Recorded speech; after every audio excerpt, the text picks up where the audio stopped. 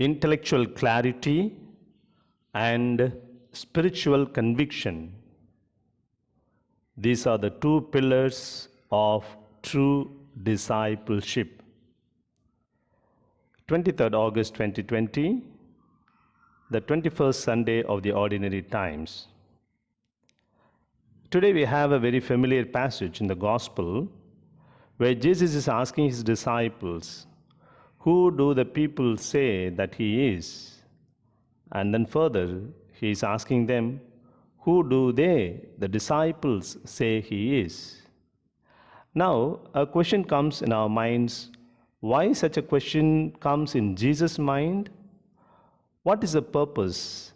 What is the reason why Jesus is asking such a question? Is it to boost up his own self-image, or to show to his disciples how great he is among the people and so on?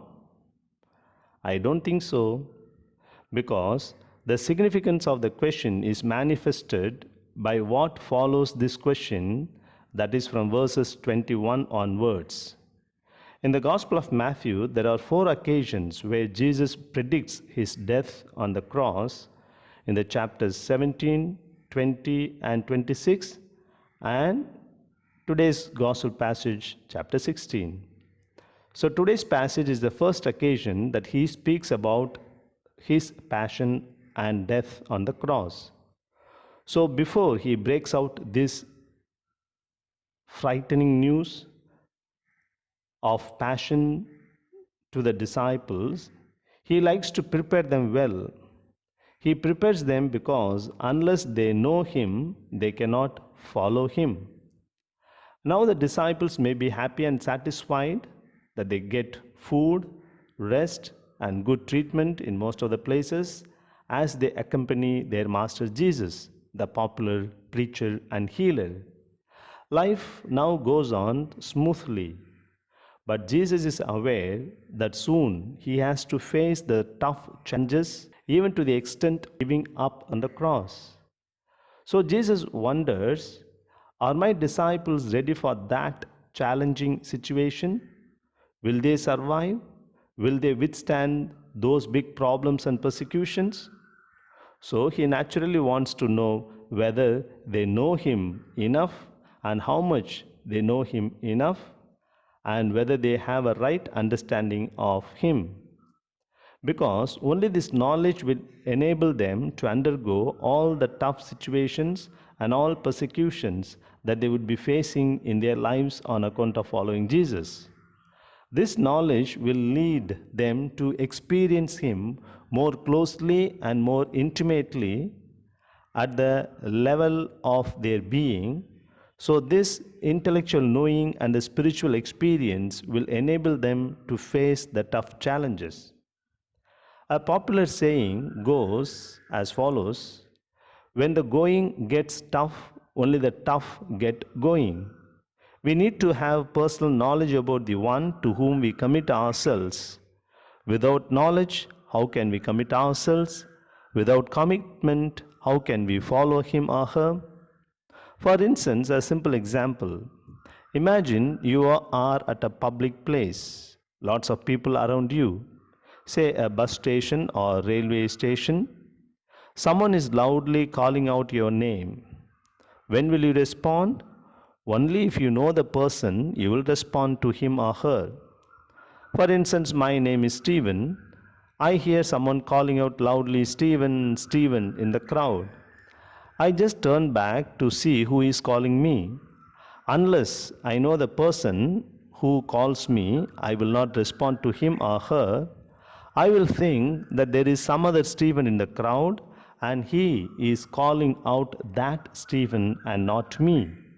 So, even in the simple matter of responding to someone's call, we need to know the person who is calling out. Then, in much more serious cases, like committing ourselves to a way of life, to become the ardent followers of Jesus, we certainly need to know him very well. What is our understanding of Jesus today? What do we know about him? Usually, all our understanding is from our catechism classes of our childhood.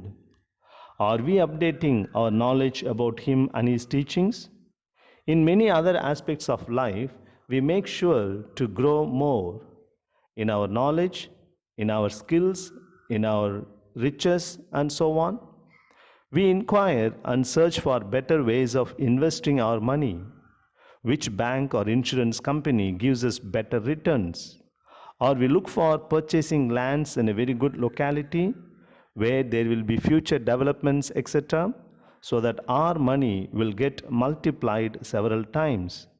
Similarly, about our children's schools and their future and their studies, we make sure to choose the best school and the course of studies for better future for our children. There is nothing wrong in all these things, provided we do it in an honest manner. But what about our efforts in knowing more about Jesus or his teachings?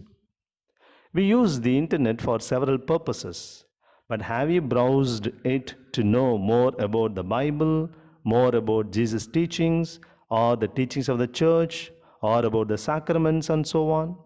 So, unless we know Him more, unless we know Him deeply, how can we commit ourselves to follow Him? We need to know clearly what we believe.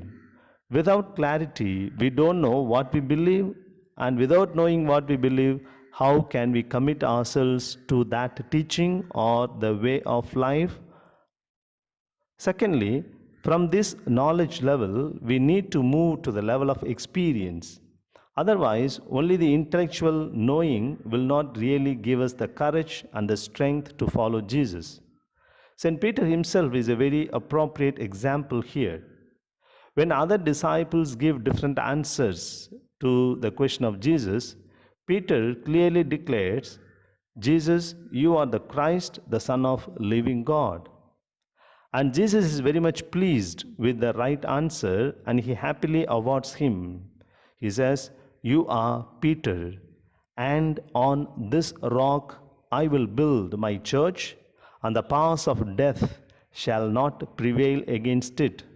I will give the keys of the kingdom of heaven, and whatever you bind on earth shall be bound in heaven, and whatever you loose on earth shall be loosed in heaven. A question arises in our minds. Peter, who gives the right answer, who is highly appreciated and honored by Jesus, who is made very powerful to bind and loosen on the earth and heaven, such Peter, he unfortunately denies Jesus at a later time when Jesus is arrested on the Maundy Thursday. But again, another question arises. This frightened, timid Peter, who denies Jesus 3 times, is still at a later stage able to die a martyr's death. He is killed by Roman Emperor Nero in the year 64 AD. When they crucified him, he pleaded them to crucify him upside down, as he was not worthy to be crucified like his master, Jesus. So he was crucified upside down, and that is why St. Peter's cross will be upside down, where the horizontal bar is at the bottom, not at the top, as we see in the usual cross. In my opinion, when Peter declares Jesus to be the Messiah and the Son of God, he is perhaps speaking from the intellectual level. In spite of his being with Jesus, listening to all his teachings and witnessing to his miracles, he is not strong enough to acknowledge Jesus, and therefore he denies Jesus 3 times. But later, after the resurrection, Peter experiences Jesus very closely and intimately. During the apparitions, he encounters Jesus very closely, and that enables him to give up his life as a martyr. So it's clear that the intellectual clarity and the spiritual experience are very essential to be a true, genuine follower, disciple of Jesus. Once there was a competition of reciting the Psalm 23, "The Lord is my shepherd." Many participated. A young girl beautifully sang the psalm in a very gave her applause and appreciated her. Following her, a senior priest came up to the stage and began to recite the psalm in his delicate and wobbly voice. Just as he finished it, everyone stood up to give a standing ovation to that priest.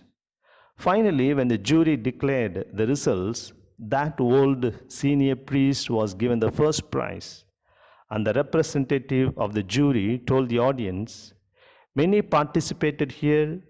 They came here to recite or sing the psalm beautifully. The Lord is my shepherd.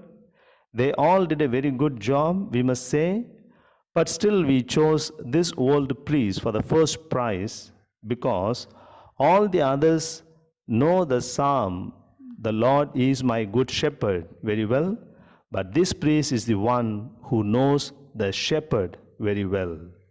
Yes, that is the difference of knowing the psalm, the Lord is my shepherd, and knowing the shepherd himself. In our efforts to be a committed follower of Jesus, to face the struggles and challenges on account of Him, we need both the intellectual clarity and the spiritual experience. Finally, if someone asks us, "Who is Jesus to us individually and personally?" what would be our answer? If someone asks me, "Who is Jesus?" perhaps I would say, Jesus is Co-Stephen, Co-Stephen. My name is Stephen, and Jesus is Co-Stephen for me. Yes, Jesus is complementing this poor Stephen. Yes, whatever is lacking in me, He is there to make it full and complete. All that is lacking in me, physically, intellectually, emotionally, psychologically, and spiritually, lot of things lack in me, and it is Jesus who makes me complete to be an instrument in His hands. Similarly, I am also needed for Jesus in a way. Yes, if Jesus wants to wipe away the tears of someone today, He needs my hands to do that job. If Jesus wants to visit a sick person today, He needs my legs to walk towards him or her. If Jesus wants to console someone today, He needs my words. Yes, in that sense, I can humbly say I am needed for Jesus as well. Now, perhaps you can use your own names, for instance, Justin, Brito, James, Jacinta, Josephine, or Pauline, whatever your name may be, then for you, Jesus becomes Co James, Co Justin, Co Pauline, Co Josephine, and so on. Hope it makes some sense. Let us think about it today and be convinced of the need for intellectual clarity and the spiritual experience to become true followers and disciples of Jesus. Thank you.